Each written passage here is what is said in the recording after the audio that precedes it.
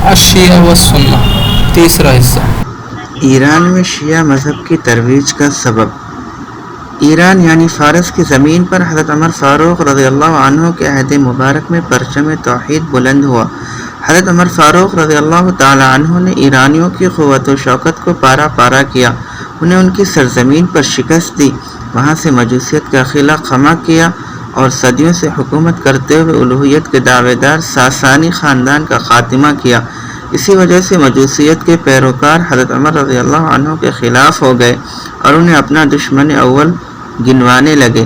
چنانچہ یہودیوں نے اپنے ناپاک عقائد کی ترویج اور اسلامی حکومت کے خلاف فتنہ و فساد کے بیج بونے کے لیے ایران کی سرزمین کو زرخیز خیال کیا، اور پھر اتفاق سے ایرانی شہنشاہ پزدجرد کی بیٹی شہربانو حضرت حسین رضی اللہ عنہ کے عقد میں آ گئیں، کیونکہ حضرت عمر فاروق رضی اللہ عنہ نے فتح ایران کے بعد ایرانی قیدیوں کے ساتھ آنے والی پزدجرد کی بیٹی حضرت حسین رضی اللہ تعالی عنہ کو ہبہ کر دی تھی، اور حضرت حسین رضی اللہ عنہ نے اس سے شادی کر لی تھی۔ ایرانیوں نے جب دیکھا کہ حضرت حسین کے بیٹے شیعہ کے چوتھے امام علی زین العابدین شہربانو کے بطن سے پیدا ہوئے ہیں، اور اس اعتبار سے ماں کی طرف سے ان کی رگوں میں ایرانی خون گردش کر رہا ہے، چنانچہ انہوں نے شیعہ مذہب کو قبول کرنے میں ذرا سا بھی تأمل نہ کیا، اور حضرت عمر فاروق رضی اللہ عنہ کے خلاف انتقامی جذبات کو تسکین دینے اور ساسانی خون کی تقدیس کے لیے فوراً ابن سبا یہودی کے ہمنوا بن گئے۔ ابن سبا نے ایرانی شہر کوفہ کو اپنی سرگرمیوں کا مرکز بنا کر مجوسیوں کے تعاون سے خلفائے راشدین اور دیگر صحابہ کرام رضی اللہ عنہم کے خلاف محاذ بنا لیا اور یہودی و مجوسی عقائد کی ترویج شروع کر دی۔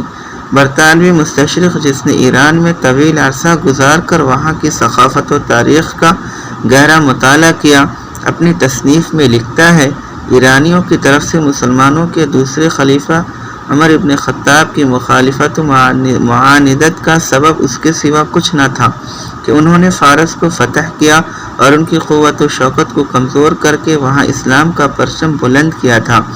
البتہ ایرانی کھل کر عمر ابن خطاب کی مخالفت نہ کر سکے، اور انہوں نے اسے مذہبی رنگ دے کر اور کچھ خود ساختہ عقائد کا سہارا لے کر ان سے بغض و عداوت کا اظہار کیا۔ ایک دوسری جگہ رقم تراز ہے، اہل ایران کی طرف سے عمر بن خطاب کی مخالفت کا سبب یہ نہ تھا کہ انہوں نے علی اور فاطمہ کے حقوق غصب کیے تھے، بلکہ اصل وجہ یہ تھی کہ عمر ابن خطاب نے ایران کو فتح کر کے ساسانی خاندان کا خاتمہ کیا تھا۔ برطانوی مصنف ڈاکٹر براؤن نے یہاں ایک ایرانی شاعر کے فارسی اشعار بھی نقل کیے ہیں: بشکست عمر پشت ہزبران اجمرا، برباد فنا داد رگ و ریش جمرا، این عرب دا برغصب خلافت ز علی نیست، بآل عمر کی نئے قدیم است جمرہ۔ یعنی عمر نے ایرانیوں کی کمر توڑ دی، اور آل جمشید یعنی شہنشاہ فارس کا نام کی بے کنی کی۔ علی سے خلافت کا غصب کرنا تو ایک بہانہ ہے، عمر کی مخالفت کا اصل سبب تو ان آدمیوں کا وہ کینہ و حسد ہے جو زمانہ قدیم سے چلا آ رہا ہے۔ نیز جب ایرانیوں نے دیکھا کہ علی ابن حسین زین العابدین میں ایرانی خون کی آمیزش ہے، تو یہ بات ان کے اس عقیدے کی پختگی کا باعث بنی کہ ملوکیت اسی خاندان کا حق ہے۔ ولایت و وصایت۔ ہم پہلے ذکر کر چکے ہیں کہ عبداللہ بن سبا نے اسلام کے لبادے میں ایک ایسا دین ایجاد کیا جس کا اسلام سے کوئی تعلق نہیں۔ اس دین کے عقائد میں سے ایک عقیدہ وصایت و ولایت بھی ہے، جو خالصتاً یہودی عقیدہ ہے، اور سب سے پہلے اس کا اظہار منافق عبداللہ بن سبا نے کیا۔ یہ عقیدہ شیعہ مذہب کے بنیادی عقائد میں سے ہے۔ چنانچہ اس عقیدے کا ذکر کرتے ہوئے شیعہ محدث محمد بن یعقوب کلینی اپنی اس کتاب میں، جسے شیعہ عقائد کے مطابق 12ویں امام پر پیش کیا گیا، اور اس نے اس میں موجود روایات کی تصدیق کی، امام باقر سے روایت کرتا ہے کہ انہوں نے کہا، اسلام کے 5 ارکان ہیں: نماز، زکوٰۃ، روزہ، حج اور ولایت، اور جتنی اہمیت عقیدہ ولایت کی ہے اتنی کسی رکن کی نہیں۔ یہیں سے شیعہ اور مسلمانوں کے مابین اختلاف کا آغاز ہو جاتا ہے۔ مسلمانوں کے نزدیک اسلام کا بنیادی اور پہلا رکن توحید و رسالت پہ ایمان ہے، مگر شیعہ قوم کے نزدیک اس رکن کی کوئی حیثیت نہیں، اور عقیدہ وصایت و ولایت تمام ارکان سے افضل اور اہم ہے۔ شیعہ قوم کے نزدیک وصایت و ولایت علی کا مفہوم یہ ہے کہ حضرت علی رسول اللہ صلی اللہ علیہ وسلم کے وصی اور آپ کے مقرر کردہ خلیفہ و نائب تھے۔ خلافت آپ کا اور آپ کی اولاد کا حق تھا، مگر ابو بکر، عمر اور عثمان نے حضرت علی سے یہ حق غصب کر لیا اور خود خلیفہ بن گئے۔ شیعہ کے نزدیک اس عقیدے پر ایمان لانا تمام ارکان اسلام سے اہم ہے۔ شیعہ کہتے ہیں امام جعفر صادق علیہ السلام نے فرمایا اسلام کے ارکان 3 ہیں، نماز، زکوٰۃ اور ولایت، گویا حج اور روزہ کی بھی کوئی حیثیت نہ رہی۔ ایک روایت میں ہے ہماری ولایت یعنی خلافت و وصایت اللہ کی ولایت ہے، تمام انبیاء کرام نے ہماری ولایت کی طرف دعوت دی۔ اسی پہ بس نہیں، حضرت علی رضی اللہ عنہ کی طرف منسوب کرتے ہوئے لکھتے ہیں کہ انہوں نے فرمایا میری ولایت اہل ارض و سما پر پیش کی گئی، ایمان لانے والے ایمان لے آئے اور انکار کرنے والوں نے انکار کر دیا۔ یونس نے میری ولایت کا انکار کیا تو اللہ تعالیٰ نے سزا کے طور پر انہیں مچھلی کے پیٹ میں اس وقت تک قید رکھا جب تک وہ میری ولایت پر ایمان نہ لے آئے۔ نیز حضرت علی کی ولایت تمام صحف انبیاء میں مکتوب ہے اور ہر نبی کو محمد صلی اللہ علیہ وسلم کی نبوت اور علی علیہ السلام کی وصایت دے کر مبعوث کیا گیا۔ ایک روایت میں ہے اللہ تعالیٰ نے جس طرح انبیاء کرام سے حضرت محمد صلی اللہ علیہ وآلہ وسلم کی نبوت و رسالت پر ایمان لانے کا عہد لیا، اسی طرح علی علیہ السلام کی ولایت کے اقرار کا بھی عہد و میثاق لیا۔ شیعہ مفسر قمی آیت وَإِذْ أَخَذَ اللَّهُ مِيثَاقَ النَّبِيِّينَ کے تحت لکھتا ہے امام جعفر صادق علیہ السلام نے فرمایا حضرت آدم سے لے کر جتنے نبی بھی مبعوث ہوئے سب کے سب دنیا میں واپس آئیں گے اور امیر المومنین یعنی حضرت علی رضی اللہ تعالی عنہ کی مدد کریں گے، اور یہی مطلب ہے وَلَتَنْصُرُنَّ کا لَتُؤْمِنُنَّ بِهِ یعنی رسول اللہ، وَلَتَنْصُرُنَّ یعنی امیر المؤمنین، یعنی اللہ نے تمام انبیاء و رسول سے عہد لیا کہ وہ رسول اللہ صلی اللہ علیہ وسلم پر ایمان لائیں گے اور امیر المومنین علی علیہ السلام کی مدد کریں گے۔ یہ اس یہودی الاصل مذہب کا بنیادی رکن جس کے بارے میں شیعہ مورخین نوبختی اور کشی کا قول گزر چکا ہے کہ اس عقیدے کی ترویج کے لیے سب سے پہلے عبداللہ بن سبا نے آواز اٹھائی۔ تعطیل شریعت عقیدہ وصایت کے متعلق پیش کردہ نصوص کے بعد اس بات میں کسی شک و شبہ کی گنجائش باقی نہیں رہتی کہ شیعہ مذہب یہود کا ایجاد کردہ پروردہ ہے۔ یہودیوں نے یہ عقائد اسلامی شریعت کو نقصان پہنچانے کی غرض سے وضع کیے اور انہیں اسلامی رنگ دے کر مسلمانوں کو حقیقی اسلام سے دور کرنے کی کوشش کی۔ شیعہ قوم لاکھ اس حقیقت سے انکار کرے مگر جب تک وہ ان عقائد سے برات کا اظہار نہیں کرتی اور وصایت و تبرہ بازی جیسے مذموم اور یہودی نظریات و اعتقادات سے تائب نہیں ہوتی، اس وقت تک اس قوم سے وابستہ افراد کو اسلام سے اپنا تعلق قائم رکھنے کا کوئی حق نہیں۔ شیعہ عقائد کے مطابق نجات کا دار و مدار عمل پر نہیں بلکہ جس طرح یہودیوں کا عقیدہ تھا کہ نحن ابناء اللہ و احباؤہ، ہم اللہ کے بیٹے معاذ اللہ اور اس کے محبوب ہیں، چنانچہ روز قیامت ہم عذاب سے محفوظ رہیں گے، اسی طرح شیعہ قوم کا عقیدہ ہے کیونکہ ہم محبین علی اور محبین اہل بیت ہیں، لہذا ان کی محبت کی بدولت ہماری بخشش یقینی ہے۔ حب اہل بیت کے بعد عذاب الہی کا ہمیں کوئی خوف و ڈر نہیں۔ شیعہ مفسر قمی اپنی تفسیر میں لکھتا ہے امام جعفر صادق علیہ السلام نے فرمایا قیامت کے دن امیر المؤمنین علی علیہ السلام کو آواز دی جائے گی، وہ لبیک کہیں گے، پھر باقی تمام ائمہ کرام کو آواز دی جائے گی، پھر شیعان علی کو، اور وہ اپنے اماموں کے ساتھ بغیر حساب و کتاب کے جنت میں داخل ہو جائیں گے۔ ایک روایت جو پیچھے بھی گزر چکی ہے اس میں بھی اس عقیدے یعنی تعطیل شریعت کی وضاحت کی گئی ہے کہ امام جعفر صادق علیہ السلام کے پاس کسی شرابی آدمی کا ذکر کیا گیا جس نے عثمان بن عفان کے خلاف اور علی علیہ السلام کی محبت میں اشعار کہے تھے، تو امام جعفر علیہ السلام نے فرمایا وَمَا ذَلِكَ عَلَى اللَّهِ أَن يَغْفِرَ لِمُحِبِّ عَلِي، کہ اگرچہ وہ ایک شرابی شخص تھا مگر علی سے تو محبت کرتا تھا، اور محب علی اگر شرابی بھی ہو تو اللہ اسے معاف فرما دے گا۔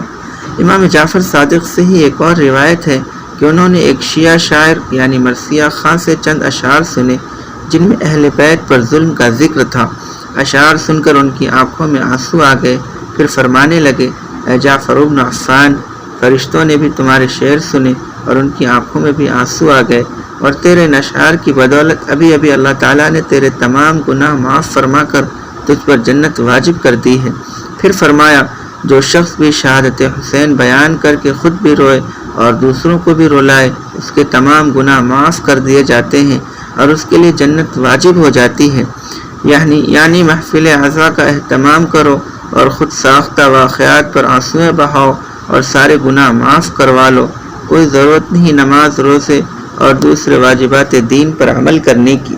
یہی وجہ ہے کہ شیعہ مذہب میں جمعہ جماعت کی کوئی حیثیت نہیں، نہ ان کے نزدیک جمعہ فرض ہے اور نہ ہی نماز باجماعت کی ادائیگی۔ آج بھی ایران وغیرہ میں ان کے امام باڑوں میں جمعہ جماعت کا کوئی اہتمام نہیں ہوتا۔ سال بعد انہیں محرم میں کھولا جاتا ہے اور باطل روایات و حکایات کے ذریعے لوگوں کو رلایا جاتا، صحابہ کرام کی تکفیر کی جاتی، ان کے خلاف ہرزہ سرائی و دریدہ دہنی کی جاتی ہے اور جنت کی بشارت سنا دی جاتی ہے۔ اس طرح کی روایات سے شیعہ کتب بھری ہوئی ہیں۔ شیعہ مذہب کی ایجاد کا مقصد ہی یہی تھا کہ اسلامی تعلیمات کو مسخ اور شریعت اسلامیہ کو معطل کیا جائے۔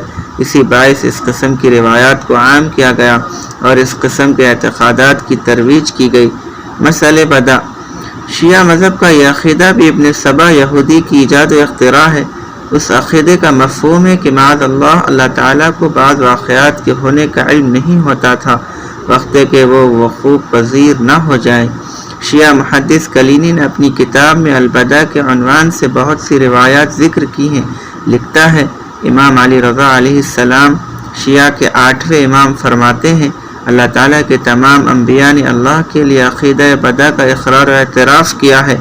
اس عقیدے کی وضاحت کرتے ہوئے نوبختی لکھتا ہے، امام جعفر صادق علیہ السلام نے اپنی زندگی میں اپنے بڑے بیٹے اسماعیل بن جعفر کو اپنے بعد امامت کے لیے نامزد کیا تھا کہ میرے بعد وہ امام ہوں گے، لیکن ان کے بیٹے اسماعیل کا امام جعفر کی زندگی میں ہی انتقال ہو گیا، جس پر لوگوں نے اعتراض کیا کہ حضرت آپ نے تو انہیں امامت کے لیے نامزد فرمایا تھا، آپ کو اپنے بیٹے کے انتقال کا علم نہ تھا؟ تو آپ نے فرمایا، صرف مجھے ہی نہیں، اللہ کو بھی علم نہ تھا۔ اللہ تعالیٰ کو بدع یعنی علم بعد الجہل ہوا ہے، عیاذا باللہ۔ مقصد یہ ہے کہ اللہ تعالیٰ کا بھی یہی ارادہ تھا کہ اسماعیل بن جعفر ہی امام جعفر صادق کے بعد امام بنے، اور اللہ تعالیٰ نے ہی امام جعفر کو حکم دیا تھا کہ وہ ان کی امامت کا اعلان کر دیں، لیکن اللہ تعالیٰ کو معاذ اللہ اسماعیل کی وفات کے بعد پتہ چلا کہ یہ فیصلہ غلط تھا۔ اسماعیلیوں اور شیعہ اثنا عشریہ کے درمیان اختلاف کا آغاز بھی یہیں سے ہوا۔ اسماعیلیوں کا موقف تھا کہ چونکہ امامت باپ کے بعد بیٹے کی طرف کی منتقل ہوتی ہے، اس لیے اسماعیل کے بعد امامت ان کے بیٹے محمد ابن اسماعیل کا حق تھا، نہ کہ اسماعیل کے بھائی موسیٰ کاظم کا، جبکہ شیعہ اثنا عشریہ نے ان کے موقف کی مخالفت کرتے ہوئے موسیٰ کاظم کو امام مان لیا اور ان کی امامت کے لیے عقیدہ بدع کا سہارا لیا کہ غلطی امام جعفر صادق کی نہیں بلکہ معاذ اللہ کی تھی۔ اس طرح کی صورتحال سے موسیٰ کاظم کو بھی دوچار ہونا پڑا۔ چنانچہ کلینی لکھتا ہے، ابو ہاشم جعفری کہتے ہیں کہ میں امام موسیٰ کاظم علیہ السلام کے پاس بیٹھا ہوا تھا تو میرے دل میں خیال گزرا کہ امام موسیٰ علیہ السلام کے بڑے بیٹے ابو جعفر کا چونکہ انتقال ہو گیا ہے، لہٰذا اب امامت آپ کے دوسرے بیٹے ابو محمد کو ملے گی، جس طرح کہ اسماعیل کے انتقال کے بعد امامت آپ کو مل گئی تھی۔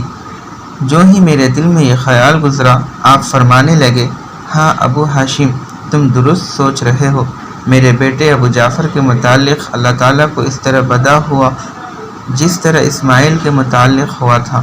اب میرے بعد میرا بیٹا ابو محمد امام ہوگا، اسے غیب کا علم حاصل ہے اور اس کے پاس اعلی امامت ہے۔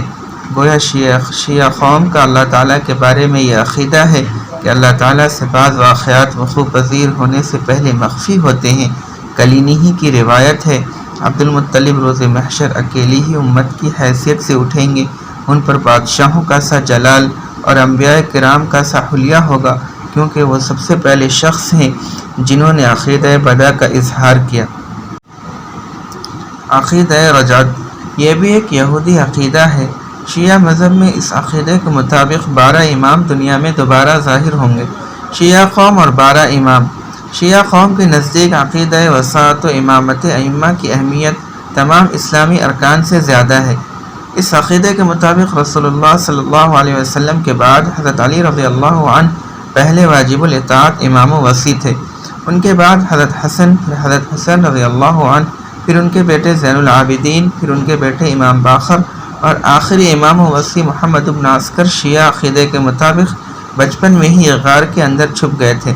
شیعہ قوم آج تک اس امام کے غار سے نکلنے کا انتظار کر رہی ہے، حالانکہ یہ سب افسانوی باتیں ہیں، اس کا پیدا ہونا ہی ثابت نہیں۔ غار میں چھپنا اور ابھی تک اس کے زندہ ہونے کا عقیدہ رکھنا تو ویسے ہی خلاف عقل اور مضحکہ خیز عقیدہ ہے۔ شیعہ قوم اپنے اماموں کے بارے میں بہت سے خلاف اسلام عقائد رکھتی ہے۔ ان کے مطابق 12 امام انبیاء و رسل سے افضل ہیں۔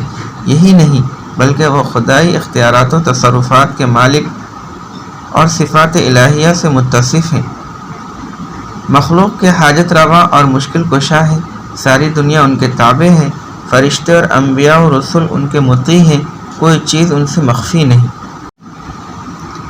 ائمہ اور علم غیب۔ کلینی اپنی کتاب الکافی میں روایت کرتا ہے، امام کو ہر چیز کا علم ہوتا ہے، جب کسی بھی واقعہ کے متعلق جاننا چاہیں انہیں فوراً اس کا علم ہو جاتا ہے۔ نیز ہر امام اپنی موت سے آگاہ اور اس سلسلے میں بااختیار ہوتا ہے، جب تک وہ خود نہ چاہے اس پر موت واقع نہیں ہو سکتی۔ حضرت جعفر سے روایت کرتے ہیں، جو امام غیب کا علم نہیں رکھتا اور اپنے انجام سے باخبر نہیں ہوتا، وہ لوگوں کے لیے حجت نہیں۔ اس واضح نص کے بعد لطف اللہ صافی کا یہ کہنا کہ شیعہ اپنے اماموں کے عالم الغیب ہونے کا عقیدہ نہیں رکھتے، کذب و بددیانتی کا مظہر ہے۔ لطف اللہ صافی کہتا ہے کہ محب الدین الخطیب نے شیعہ پر بہتان لگایا ہے کہ وہ اپنے اماموں کو عالم الغیب سمجھتے ہیں۔ لطف اللہ صافی بتلائے کہ کون ہے کذاب و مفتری، تم یا محب الدین الخطیب۔ غلو و مبالغہ آرائی۔ شیعہ قوم کے نزدیک ان کے اماموں کا رتبہ انبیاء کرام سے زیادہ ہے۔ انبیاء و مرسلین ان کے عقیدے کے مطابق اماموں سے معاذ اللہ کمتر ہیں۔ البتہ نبی آخر الزمان حضرت محمد رسول اللہ صلی اللہ علیہ وسلم کے بارے میں ان کا کہنا ہے کہ 12 امام آپ سے افضل و اعلیٰ تو نہیں، مگر ان کا مقام و مرتبہ آپ سے ادنا بھی نہیں۔ گویا موسیٰ کاظم اور علی رضا وغیرہ امتی ہونے کے باوجود رتبے کے لحاظ سے رسول اللہ صلی اللہ علیہ وسلم کے برابر ہیں، جبکہ حضرت علی رضی اللہ عنہ تو اس قوم کے نزدیک رسول اکرم صلی اللہ علیہ وسلم سے بھی افضل ہیں۔ چنانچہ شیعی روایت ہے، امیر المؤمنین علی علیہ السلام اکثر فرمایا کرتے تھے کہ قیامت کے دن جنت اور دوزخ کی تقسیم میرے سپرد ہوگی، جسے چاہوں جنت میں داخل کرو اور جسے چاہوں جہنم میں داخل کرو۔ حضرت جبریل علیہ السلام تمام فرشتوں اور تمام رسولوں نے میرے لیے بھی ان فضائل و مناقب کا اقرار کیا ہے جو محمد صلی اللہ علیہ وآلہ وسلم کے ساتھ خاص ہیں۔ البتہ مجھے چند ایسی صفات عطا کی گئی ہیں جو مجھ سے قبل کسی کو عطا نہیں کی گئیں۔ مجھے اموات، مصائب و تکالیف اور حسب و نسب کا علم عطا کیا گیا، نیز مجھے قوت خطابت سے بھی نوازا گیا۔ اسی طرح مجھے گزشتہ اور مستقبل کے تمام واقعات عالم کا بھی علم ہے، مجھ پر کائنات کی کوئی چیز پوشیدہ نہیں۔ یہ وہ چند صفات ہیں جو ان کے بقول حضرت علی سے قبل کسی کو حتیٰ کہ رسول اللہ صلی اللہ علیہ وسلم کو بھی عطا نہیں کی گئیں۔ البتہ حضرت علی کے بعد آنے والے باقی امام ان صفات سے متصف ہیں۔ چنانچہ کلینی علی رضا شیعہ کے 8ویں امام سے روایت کرتا ہے کہ انہوں نے کہا، ہم اللہ کے امین ہیں، یعنی ہمارے پاس اللہ تعالیٰ کی امانتیں ہیں، ہمیں لوگوں پہ نازل ہونے والی مصائب و مشکلات، ان کی موت کے وقت اور ان کے حسب و نسب کا علم ہے، ہم شکل دیکھ کر ہی کسی کے مومن یا منافق ہونے کا اندازہ لگا لیتے ہیں۔ اماموں کے لیے علم غیب کا یہ عقیدہ قرآنی آیات سے واضح طور پر متصادم ہے۔ ارشاد باری تعالیٰ ہے، قُلْ لَا يَعْلَمُ مَنْ فِي السَّمَاوَاتِ وَالْأَرْضِ الْغَيْبَ إِلَّا اللَّهُ۔ آسمانوں اور زمینوں کے غیب کا علم اللہ تعالیٰ کے سوا کسی کو نہیں۔ نیز وَعِندَهُ مَفَاتِحُ الْغَيْبِ لَا يَعْلَمُهَا إِلَّا هُوَ۔ اللہ تعالیٰ ہی کے پاس غیبی امور کا علم ہے، اس کے علاوہ انہیں کوئی نہیں جانتا۔ اللہ تعالیٰ نے حضرت محمد صلی اللہ علیہ وسلم کو حکم دیا کہ آپ اعلان فرما دیں قل لا اقول لكم عندي خزائن الله ولا اعلم الغیب ولا اقول لكم انی ملک، فرما دیجئے کہ میں تم سے یہ نہیں کہتا کہ میرے پاس اللہ کے خزانے ہیں، اور نہ ہی مجھے غیب کا علم ہے، اور نہ تم سے میں یہ کہتا ہوں کہ میں فرشتہ ہوں۔ نیز قل لا املك لنفسي نفعا ولا ضرا الا ما شاء الله ولو كنت لاستكثرت من الخير وما مسني السوء ان انا الا نذير وبشير لقوم يؤمنون، فرما دیجئے میں اپنی ذات کے لیے نفع و نقصان کا اختیار نہیں رکھتا مگر جس قدر اللہ چاہے، اور اگر مجھے غیب کا علم ہوتا تو میں زیادہ سے زیادہ منافع حاصل کرتا اور مجھے کوئی گزن نہ پہنچتی۔ میں تو اہل ایمان کے لیے بشیر یعنی خوشخبری دینے والا اور نذیر یعنی ڈرانے والا کے سوا کچھ نہیں۔ ارشاد باری تعالی ہے ان اللہ عنده علم الساعة وينزل الغیث وَيَعْلَمُ مَا فِي الْأَرْحَامِ وَمَا تَدْرِي نَفْسٌ بِأَيِّ أَرْضٍ تَمُوتُ إِنَّ اللَّهَ عَلِيمٌ خَبِيرٌ، اللہ ہی کے پاس قیامت کا علم ہے، وہی بارش نازل فرماتا ہے، وہی رحم مادر کے اندر جو کچھ ہے اس کا علم رکھتا ہے۔ کسی شخص کو علم نہیں کہ اسے کس مقام پر موت آ گھیرے گی، بلا شبہ اللہ تعالیٰ ہی تمام امور کو جاننے والا اور باخبر ہے۔ اللہ تعالیٰ نبی محترم صلی اللہ علیہ وسلم کو مخاطب کرتے ہوئے فرماتا ہے وَمِنْ أَهْلِ الْمَدِينَةِ مَرَدُوا عَلَى النِّفَاقِ لَا تَعْلَمُهُمْ نَحْنُ نَعْلَمُهُمْ، اہل مدینہ میں سے کچھ ایسے منافقین ہیں جو اپنے نفاق پر پختہ ہو چکے ہیں، اے نبی آپ انہیں نہیں جانتے، ہم ہی جانتے ہیں۔ اب ہر قاری خودی قرآنی آیات اور شیعی عقائد کے درمیان موازنہ کر سکتا ہے۔ قرآن کے مطابق غیبی امور کا علم اللہ تعالیٰ کے سوا کسی کو نہیں، مگر شیعہ قوم کے مطابق ان کے اماموں پر آسمان و زمین کی کوئی چیز مخفی نہیں۔ اسی طرح اللہ تعالیٰ نے امام الانبیاء کے متعلق ارشاد فرمایا ہے کہ وہ اپنی ذات کے لیے بھی نفع و نقصان کا اختیار نہیں رکھتے، مگر شیعہ قوم کا عقیدہ ہے کہ حضرت علی جنت اور دوزخ کے مالک ہیں، جسے چاہیں جنت میں داخل کر دیں اور جسے چاہیں جہنم میں۔ اسی طرح قرآن مجید کے مطابق موت کے وقت اور مقام کا تعین، قیامت کا علم، بارش کے نزول کا علم صرف اللہ تعالیٰ ہی سے خاص ہے، مگر شیعہ قوم کے نزدیک ان تمام امور کا علم ان کے اماموں کو بھی ہے۔ اسی طرح قرآن مجید کے مطابق امام الانبیاء صلی اللہ علیہ وسلم کو مدینہ میں موجود منافقین کا علم نہ تھا، مگر شیعہ قوم کا عقیدہ ہے کہ ان کے امام شکل دیکھ کر ہی کسی کے منافق یا مومن ہونے کا اندازہ کر لیتے تھے۔ قارئین ملاحظہ فرمائیں، ایک طرف اللہ کا دین ہے جو حضرت محمد صلی اللہ علیہ وسلم پر نازل ہوا، اور دوسری طرف شیعہ قوم کا دین ہے جو یہودیت اور مجوسیت سے اخذ کیا گیا ہے۔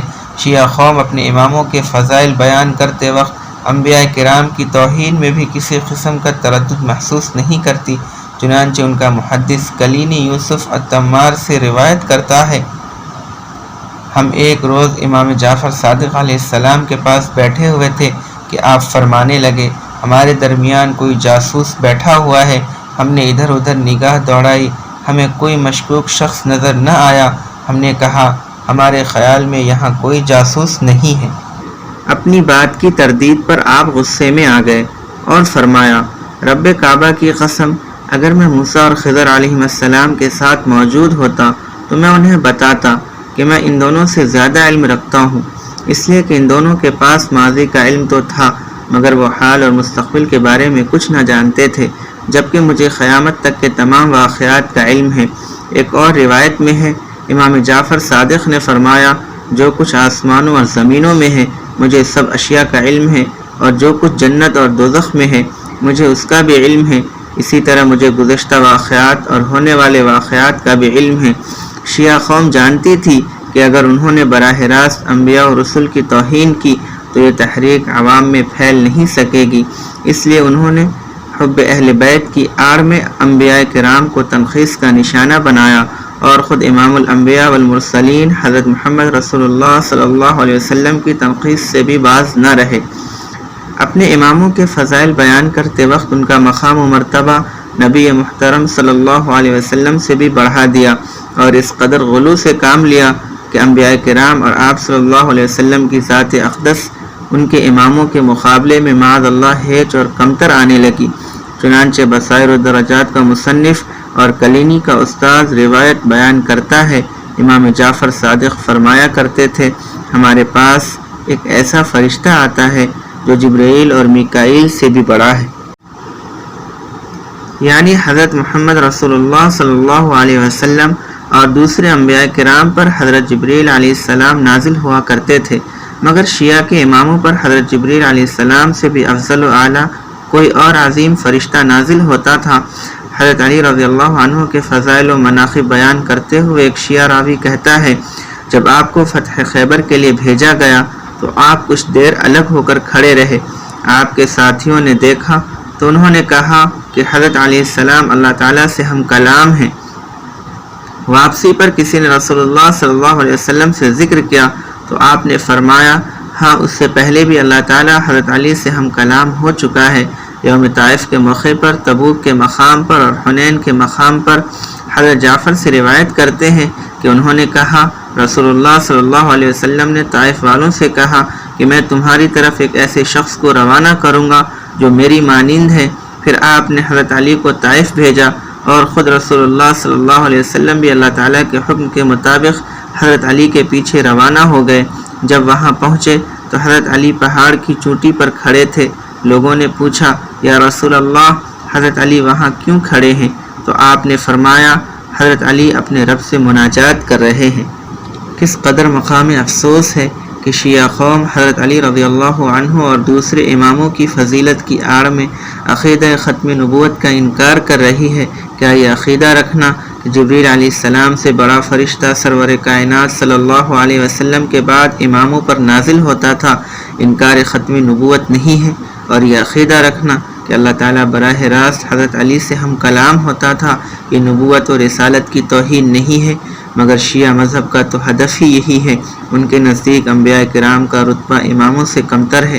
شیعہ محدث نعمت اللہ الجزائری اپنی کتاب میں لکھتا ہے، جان لیجئے اس بات میں کوئی شک نہیں کہ رسول اللہ صلی اللہ علیہ وسلم تمام انبیاء سے افضل ہیں۔ ہاں، ہمارے علماء کے درمیان اس بات میں اختلاف ہے کہ کیا ہمارے امام مطلقاً تمام انبیاء سے افضل ہیں یا اولو العزم رسولوں کا مرتبہ مساوی ہے، لیکن اکثریت کا عقیدہ ہے اور یہ درست ہے کہ ائمہ مطلقاً تمام انبیاء کرام سے افضل ہیں ما سوائے محمد رسول اللہ کے۔ جہاں تک ما سوائے محمد رسول اللہ کا تعلق ہے تو یہ بھی محض تکلفاً کہا گیا ہے، ورنہ شیعہ مذہب کے مطابق 12 امام معاذ اللہ رسول اکرم صلی اللہ علیہ وسلم سے بھی افضل و اعلیٰ ہیں، جیسا کہ پیچھے گزر چکا ہے۔ نیز ملا باقر مجلسی اپنی کتاب بحار الانوار میں لکھتا ہے، رسول اللہ نے حضرت علی سے کہا، اے علی، تم کچھ ایسی فضیلتوں کے مالک ہو جن سے میں محروم ہوں، مثلا فاطمہ تمہاری بیوی ہے جبکہ میں اس طرح کی بیوی سے محروم ہوں، اسی طرح تمہارے 2 بیٹے حسن اور حسین ہیں جبکہ میں اس مقام و مرتبے والی اولاد سے محروم ہوں، خدیجہ تمہاری ساس ہے جبکہ میری اس طرح کی کوئی ساس نہیں، میں تمہارا سسر ہوں، تمہارے سسر کی طرح کا میرا کوئی سسر بھی نہیں، جعفر تمہارا بھائی ہے، میرا اس طرح کا کوئی بھائی نہیں، فاطمہ ہاشمیہ تمہاری والدہ ہے جبکہ میری ماں کا مقام ان کی مثل نہیں۔ شیعہ مورخ مفید حضرت حذیفہ کی طرف منسوب کرتے ہوئے لکھتا ہے کہ نبی صلی اللہ علیہ وسلم نے ان سے پوچھا، ابھی جو شخص مجھے ملا تھا کیا تو نے اسے دیکھا؟ حضرت حذیفہ نے کہا کہ ہاں یا رسول اللہ۔ آپ نے فرمایا، یہ فرشتہ تھا، اس سے پہلے یہ کبھی بھی مجھ پہ نازل نہیں ہوا۔ اس نے اللہ تعالیٰ سے درخواست کی کہ اے اللہ، میں حضرت علی کو سلام کرنا چاہتا ہوں۔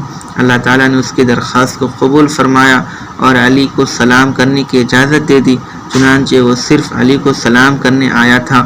یہ ہیں شیعہ قوم کی روایات جن کے پس پردہ حب علی کی آڑ میں وہ انبیاء کرام کی توہین اور سرور کائنات صلی اللہ علیہ وسلم کی تنقیص کر کے یہودی افکار و نظریات کی ترویج کرنا چاہتے ہیں اور انہیں اسلامی شریعت کا حصہ بنا کر اسلام کی حقیقی شکل کو مسخ کرنا چاہتے ہیں۔ ایک اور روایت میں ہے رسول اللہ صلی اللہ علیہ وآلہ وسلم صحابہ کی ایک جماعت کے ساتھ تشریف فرما تھے کہ علی علیہ السلام بھی سامنے سے آتے ہوئے دکھائی دیے تو آپ نے علی علیہ السلام کی طرف اشارہ کرتے ہوئے فرمایا، جس نے آدم کو اپنی خلقت میں، نوح کو اپنی حکمت میں اور ابراہیم کو اپنے حلم میں دیکھنا ہو تو وہ علی ابن ابی طالب کو دیکھ لے۔ شیعہ قوم در حقیقت اپنے اماموں کو بتدریج الوہیت کے مقام پر فائز کرنا چاہتی ہے۔ چنانچہ کلینی نے اپنی کتاب الکافی میں عنوان باندھا ہے، زمین امام کی ملکیت ہے۔ اس عنوان کے تحت وہ حضرت جعفر صادق کی طرف منسوب ایک روایت ذکر کرتے ہوئے کہتا ہے کہ انہوں نے کہا، دنیا اور آخرت امام کے قبضے اختیار میں ہے، جسے چاہے اور جو چاہے عطا کر دے۔ حضرت جعفر سے ہی روایت کرتا ہے کہ انہوں نے کہا، ہم حکومت الہیہ کے نگہبان ہیں، ہمارے پاس اللہ تعالیٰ کے علوم اور وحی خداوندی کا خزانہ ہے۔ حضرت باقر کی طرف منسوب ہے کہ انہوں نے کہا، ہم علوم الہیہ کے خازن ہیں، ہم وحی خداوندی کے ترجمان ہیں اور ہم آسمان سے نیچے اور زمین کے اوپر بسنے والوں کے لیے واضح حجت ہیں۔ شیعہ قوم نے اپنے اماموں کو مافوق البشر ثابت کرنے اور انہیں خدائی صفات سے متصف کرنے کے لیے جھوٹی حکایات اور باطل روایات کا سہارا لیا ہے اور ایسی ایسی کہاوتیں وضع کی ہیں جنہیں سن کر شیعہ قوم کی عقل کا ماتم کرنے کو جی چاہتا ہے۔ چنانچہ شیعہ محدث نعمت اللہ الجزائری واقعہ خیبر میں حضرت علی کی شجاعت کا ذکر کرتے ہوئے لکھتا ہے، مرحب کے قتل کے بعد جبریل علیہ السلام بشارت دینے کے لیے رسول کی خدمت میں حاضر ہوئے۔ آپ نے اس بشارت کی نسبت دریافت فرمایا تو جبریل نے عرض کی، یا رسول اللہ، جب علی نے اپنی تلوار مرحب کو قتل کرنے کے لیے اٹھائی تو اللہ تعالیٰ نے اسرائیل و میکائیل کو حکم دیا کہ علی کا بازو ہوا میں روک لو تاکہ پوری قوت سے نہ مارے، مگر علی کی تلوار کی ضرب اتنی شدید تھی کہ اس کے باوجود وہ مرحب اور اس کے گھوڑے کو دو ٹکڑے کرتے ہوئے طبقات زمین میں پہنچ گئی۔ یہ صورتحال دیکھ کر اللہ تعالیٰ نے مجھے حکم دیا کہ اے جبریل، جلدی زمین کے نیچے پہنچ اور علی کی تلوار کو اس بیل تک نہ پہنچنے دے جس نے زمین کو اپنے سینگوں پر اٹھایا ہوا ہے، کہیں ایسا نہ ہو کہ زمین زیر و زبر ہو جائے۔ لہذا میں گیا اور تلوار کو روکا۔